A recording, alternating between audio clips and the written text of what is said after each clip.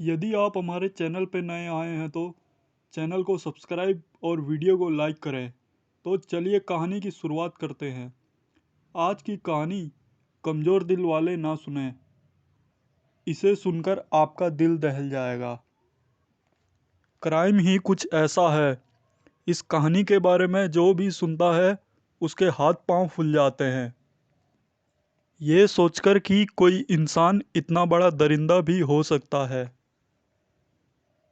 आज हम आपको जो कहानी बताने जा रहे हैं वो क्रूरता और वहशियत की सारी हदों को पार कर देती है। भारत से हजारों मील दूर रसिया में कुछ ऐसा ही हुआ था। इस कहानी को बाहर आने के बाद लोगों के हाथ पांव फूलने लगे।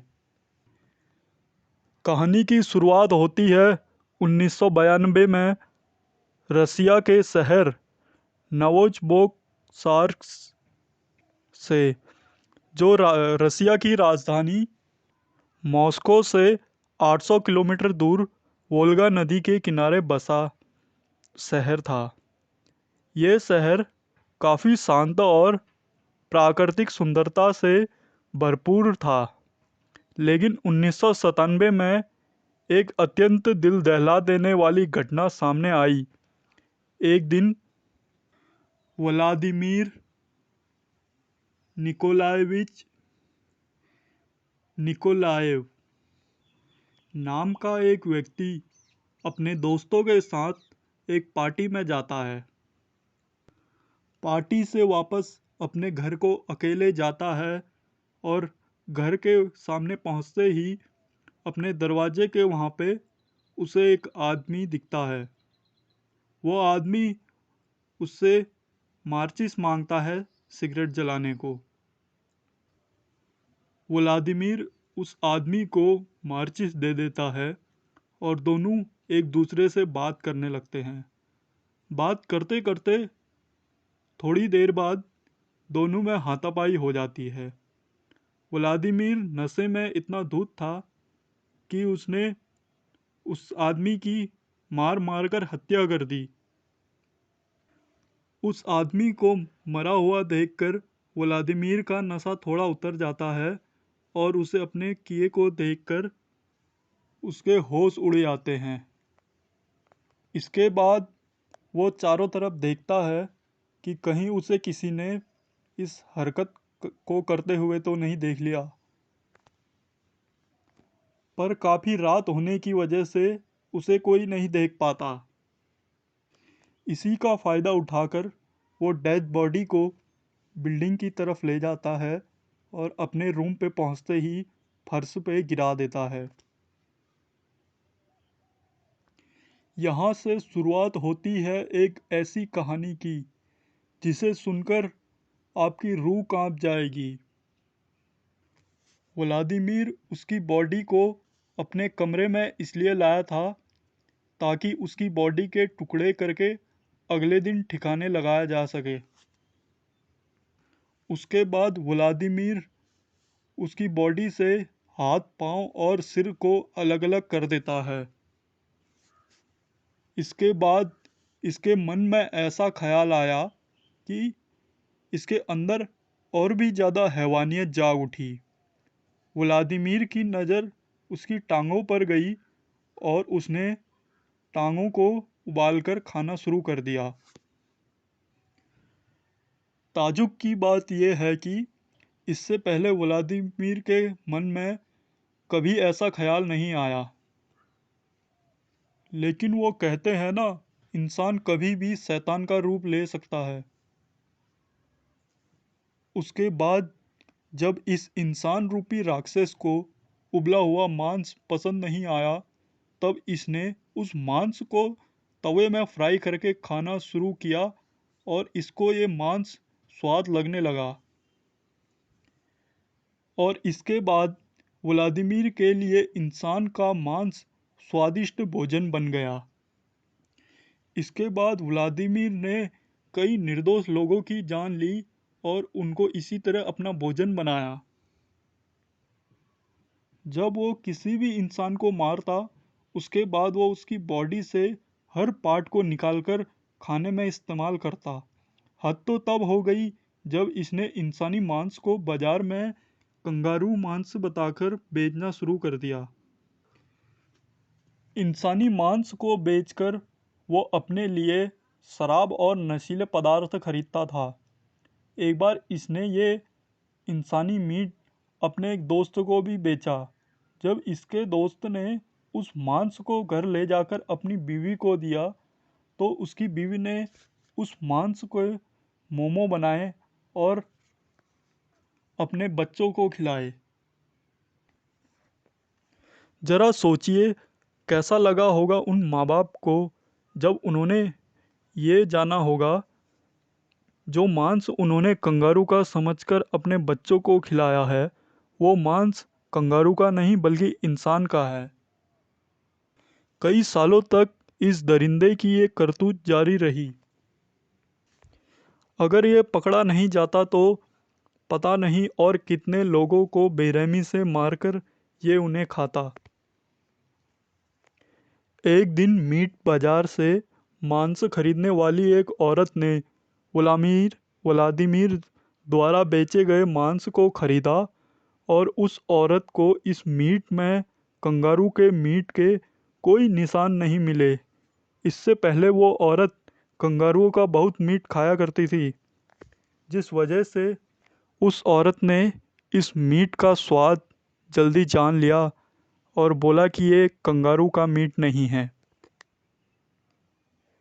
शक होने पर उस औरत ने व्लादिमीर द्वारा बेचे गए मांस का लैब में टेस्ट कराया और वहाँ से उसे जो पता चला उसे सुनकर सबके पैरों तले जमीन खिसक गई। टेस्ट के बाद पता चला वो मांस कंगारुओं का नहीं बल्कि इंसानों का है।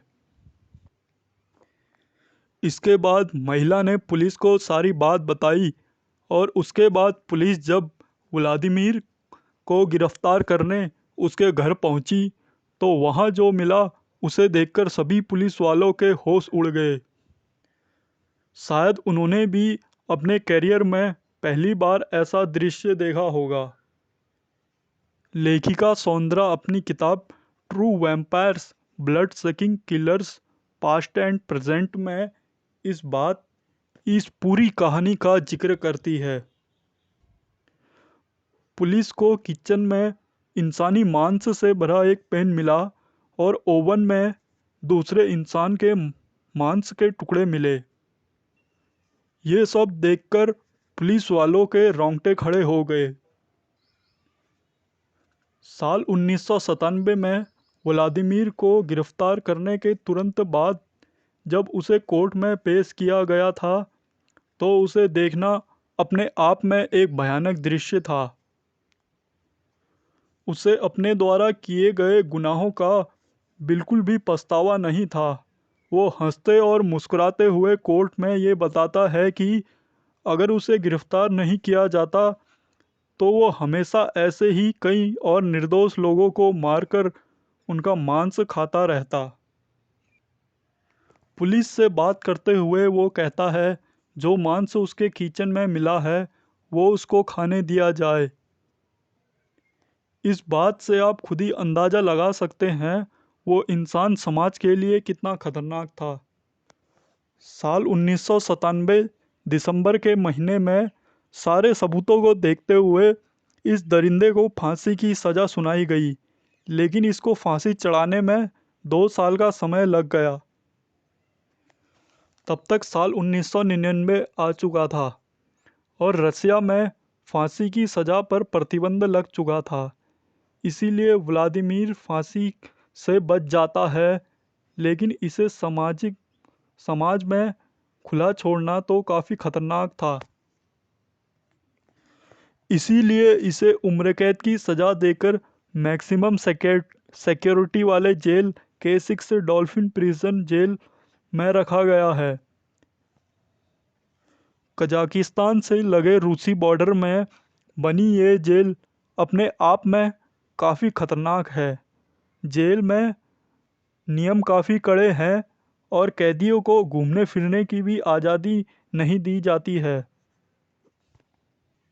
दिन के समय कैदियों को बिस्तर पर बैठना और लेटना भी सख्त मना है। जब भी इन्हें छोटे से सेल से बाहर निकाला जाता है, इनके मुंह काले कपड़े से ढक दिए जाते हैं। हर 15 मिनट पर जेल के गार्ड हर सेल में पहरा देते हैं ताकि कैदी अपने नियमों का सही से पालन कर सके। कहा जाता है कि इस जेल से पीछा छुड़वाने का एक ही तरीका है, मौत। उसके बिना यहाँ से निकल पाना नामुमकिन है। इस जेल के नियम काफ़ी कड़े हैं, और हो भी क्यों ना। व्लादिमीर जैसे खूंखार दरिंदे और टेररिस्ट करीब 800 की संख्या में यहाँ बंद हैं। लोगों ने व्लादिमीर की फांसी सज़ा रुक जाने पर काफ़ी खुशी जाहिर की। उनका मानना था ये मौत की सज़ा काफ़ी आसान हो जाती। इसे ज़िंदगी भर ऐसी जेल में सड़ना चाहिए। अब आप ये सोच रहे होंगे, इतना भयानक काम करने के बाद और ब्लैक डॉल्फिन जैसे जेल में ज़िंदगी भर की सज़ा मिलने के बाद इस दरिंदे को अंदर से थोड़ा भी शर्म आई होगी या अपने किए पर पछतावा हो रहा होगा। अगर आप ऐसा सोच रहे हैं तो आप बिल्कुल गलत सोच रहे हैं। इस दरिंदे को अपने किए पर बिल्कुल भी पछतावा नहीं था। नेशनल ज्योग्राफिक चैनल की एक documentary inside Russia's toughest prisons के सिलसिले में जब व्लादिमीर से कैमरे के सामने अपने अपराधों का जिक्र करने को कहा तो इसने बड़ी ही बेशर्मी से मुस्कुराते हुए पूरी कहानी बयां की। जब ये अपने जुर्म की दास्तां बता रहा था, उसे देखकर सभी पुलिस वाले सन्न रह गए। वे सकते में आकर इसकी बातों को सुन रहे थे। मानो उनको विश्वास ही नहीं हो रहा था कि कोई इतना बड़ा अमानुष कैसे हो सकता है।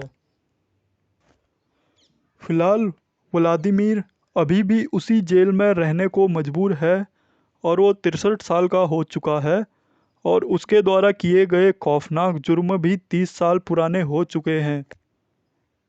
लेकिन इसे आज भी रसिया के सबसे पुराने अपराधियों में गिना जाता है। क्या आपको लगता है कि इसे आजीवन जेल में रखना उचित है, या फिर इन जैसे दरिंदों के लिए कोई और कानून बनाना चाहिए? कमेंट में ज़रूर लिखें।